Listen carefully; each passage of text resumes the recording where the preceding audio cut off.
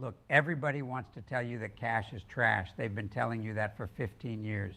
And for a long time, they were right. You sat in cash, you lost. You lost to inflation. You lost to the guy who levered up and bought anything with a roof on it. You lost to the kid who put his student loan into crypto. But here's what nobody wants to admit right now. The game just changed, and most of you are still playing by the old rules. Cash isn't trash anymore. Cash is optionality. Cash is survival. And in a market where survival is becoming the first priority again, cash is king. Now, before you think I've lost my mind or gone conservative in my old age, let me be very clear about something. I'm not telling you to sell everything and hide under your mattress. I'm not a doomsayer. I'm a grave dancer. I've made my fortune buying when everyone else was running for the exits. But here's the thing that separates guys like me from the corpses I bought assets from. I knew when to hold powder dry. I knew when the risk-reward was asymmetric in the wrong direction. And right now, we're in one of those periods where having cash isn't about being scared. It's about being smart. It's about being ready, because the best opportunities don't announce themselves with a press release. They show up when everyone else is broke. Let's talk about why we got here. For nearly a decade and a half, we lived in a world where central banks essentially declared war on savers. Zero interest rates, negative real rates, quantitative easing that made monopoly money look disciplined. The message was clear. If you hold cash, you're a sucker. So what did rational people do? They levered up. They bought assets, any assets. It didn't matter if the yield made sense or if the fundamentals were there. You borrowed at 2% and you bought something yielding 4% and you called yourself a genius. And the guy who borrowed at 2% to buy something yielding 3% called himself a genius too, because the asset was going up 8% a year. That was free money. That was the central bank put. And it created the most dangerous thing in markets, the belief that downside didn't exist. When you don't believe in downside, you stop underwriting risk. You stop demanding margins of safety. You start paying 25 times revenue for companies that have never made a dime. You start calling office buildings in secondary markets trophy assets because some algorithm said remote work was temporary. You start believing your own bullshit, but here's what always happens, and I mean always. Eventually, reality shows up, and reality has a very simple agenda. It wants to know if your asset produces cash flow. It wants to know if your debt can be serviced when refinancing isn't a gift. It wants to know what happens when the cost of capital actually has a cost again. And when those questions start getting asked, cash suddenly doesn't look so stupid anymore. We're in that phase right now. Interest rates went from 0 to 5% faster than any time in modern history. The cost of debt went from negligible to meaningful. And suddenly all these assets that were bought based on the assumption that money would stay free forever are getting repriced. Commercial real estate getting hammered, growth stocks with no earnings, cut in half or worse, crypto, don't even get me started. The speculative froth is coming out of the system, and it's painful, and it's going to continue to be painful because we're not at the bottom yet. We're not even close. And this is where cash becomes king, not because I'm bearish on everything forever. I'm not. I'm bearish on things that don't make sense. I'm bearish on assets that require a continuation of easy money to justify their valuations. But I'm incredibly bullish on the opportunities that are going to emerge when the leverage players start hitting the wall. And to take advantage of those opportunities, you need to have something that everyone else is going to be desperate for: liquidity. Liquidity equals value. I've said that for 40 years, and it's never been more true than it is right now. When markets are going up, everybody's liquid. You can sell anything. You can borrow against anything. Banks are your best friend. But when markets turn, liquidity disappears faster than you can imagine. The bid vanishes, the banks get scared, and the guy who was a genius 6 months ago is now trying to figure out how to make payroll. That's when assets get sold at prices that make absolutely no sense. That's when you can buy dollar bills for 50 cents, but only if you have cash. I'll give you an example. In the early 90s, the savings and loan crisis destroyed the real estate market. Values collapsed. Nobody wanted to touch property. The RTC was dumping assets at 20, 30 cents on the dollar. I backed up the truck. I bought everything I could. But I could only do that because I had spent the late 80s not chasing the stupid deals everyone else was chasing. I stayed disciplined. I kept cash. I waited. And when the opportunity came, I was ready. The guys who were levered to the hilt in 1989, they were gone by 1991. They didn't get to dance. They were the graves I danced on. Same thing in 2008. The financial crisis created once-in-a-generation opportunities, distressed debt, real estate, public equities, trading below book value. But you had to have cash to play. The guys who were smart in 2007 and 2008 weren't the ones making 20% returns in 2006. They were the ones who looked around and said, this doesn't make sense. You know, subprime mortgages packaged into 8AA securities, someone's going to get killed. So they raised cash, they waited, and then they feasted. Right now, we're setting up for another one of those moments. It's not going to be identical to 2008. It never is. The last crisis is always different from the next one, but the pattern is the same. Excess leverage plus rising rates plus deteriorating fundamentals equals forced selling, and forced selling equals opportunity, but only for the people who have the capital to act. So what does this mean for you? It means stop chasing yield in things you don't understand. It means stop levering up to buy assets just because rates are lower than they were 6 months ago. They're still a hell of a lot higher than they were 2 years ago, and they might stay high for a long time. It means start asking the hard questions. Does this asset generate free cash flow? Can it survive a recession? What happens if I can't refinance at favorable terms? What's the replacement cost? What are the barriers to entry? If you can't answer those questions with confidence, you shouldn't own the asset. And it means building liquidity. Now, I'm not saying go 100% cash. That's stupid. Inflation is still real. There are still good investments out there. But if you're fully invested right now, if you have no dry powder, you're making a mistake, because the opportunities that are coming are going to require speed. They're going to require decisiveness, and they're going to require capital that isn't tied up in illiquid assets or maxed out credit lines. Let me tell you what I'm seeing that nobody wants to talk about. Corporate debt markets are a mess. You've got investment grade companies that shouldn't be investment grade. You've got covenant light loans everywhere. You've got private credit funds that have raised hundreds of billions of dollars and deployed it into assets that have never been tested in a real downturn.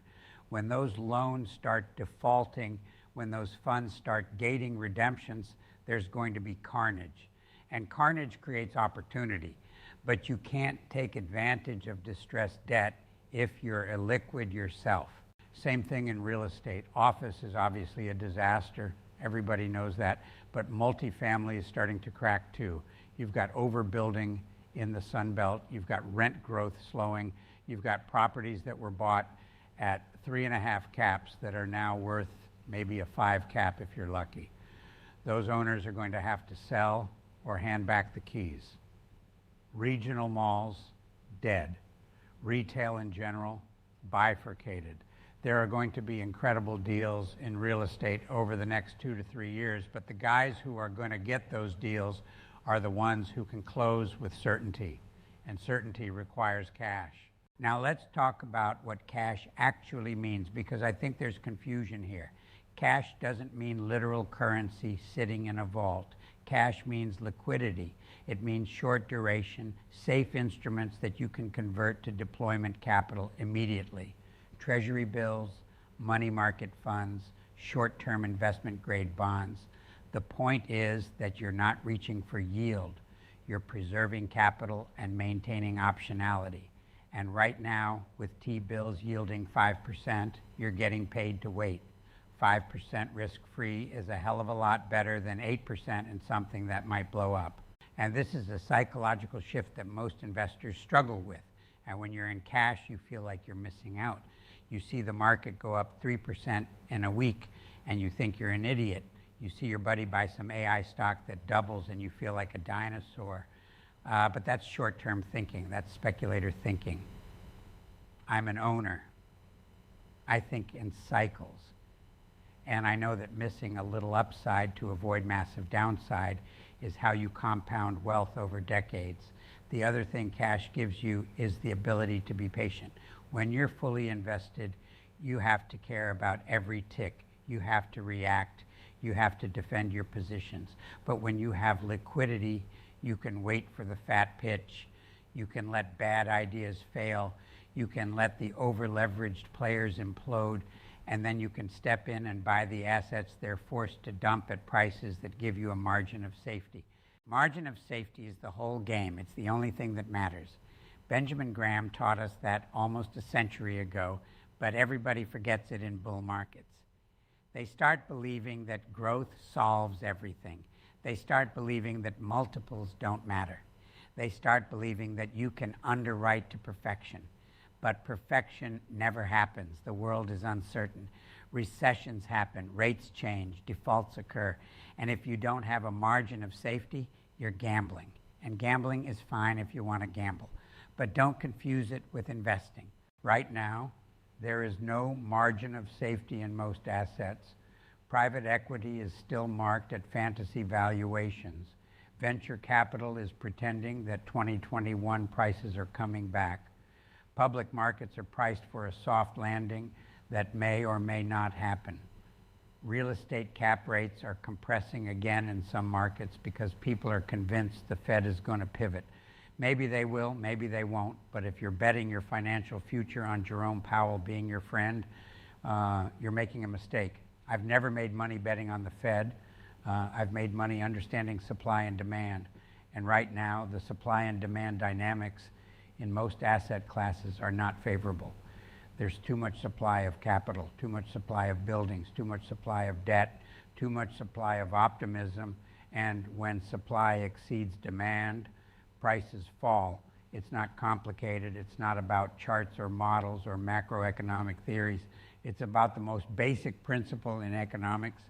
So where does that leave us? It leaves us in a period where defense wins, where liquidity wins, where patience wins, and where cash, for the first time in a long time, is actually a strategic asset, not a place to hide, a place to prepare, because the grave dancer doesn't show up during the party. He shows up after the funeral, and there are going to be a lot of funerals over the next couple of years. Now, I promised you I'd tell you where I think the next major distortion is forming, and here it is, emerging markets. Nobody's paying attention because everyone's obsessed with whether the S&P is going to hit a new high or whether office buildings in San Francisco are going to zero. But while you're focused on that, there are massive demographic and economic shifts happening in places like India, Southeast Asia, parts of Latin America, and even Africa. You've got young populations, you've got rising middle classes, you've got infrastructure being built at a scale that the developed world can't even imagine anymore. And you've got valuations that are a fraction of what we pay here. The problem is that emerging markets are risky, they're volatile, they have political instability, they have currency risk, and most investors don't have the stomach for it. But that's exactly why the opportunity is there. The distortion is that capital is still overwhelmingly concentrated in developed markets that are expensive, over-leveraged, and demographically challenged. Meanwhile, the growth is happening elsewhere, and nobody wants to deal with the complexity. But complexity is where alpha lives. Complexity is where you get paid for actually doing the work. I'm not saying go put all your money in some frontier market fund. I'm saying start paying attention. Start understanding where the real growth is going to come from over the next 20 years, because it's not going to be the United States growing at 4%. It's not going to be Europe with its aging population and sclerotic policies. It's going to be the billion people in India who are entering the middle class. It's going to be the infrastructure needs of Africa. And the investors who position for that now with discipline and with a long-term view are going to make extraordinary returns, but only if they survive the next 2 years. And surviving requires cash. So here's my call to action for you. Stop chasing, stop livering up, stop believing that this time is different, this time is never different. Cycles happen, leverage kills, fundamentals matter.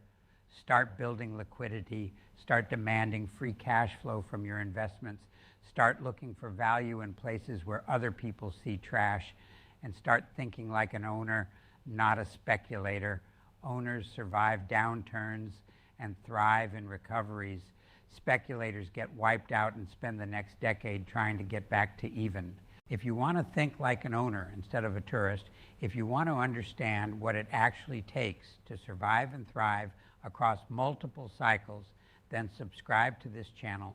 Hit the like button, because the insights I'm sharing aren't the stuff you're going to hear on CNBC or read in the Wall Street Journal. This is what 40 plus years of doing deals, making mistakes, learning lessons, and dancing on graves has taught me. And I'm going to keep sharing it as long as people want to listen. And leave your investment thesis in the comments. Tell me where you think I'm wrong. Tell me what you're seeing that I'm not. I'll read them. I'll respond when I can. And I'll be honest with you, even if the truth is uncomfortable, because that's the only way you get better. Comfortable lies don't make you money.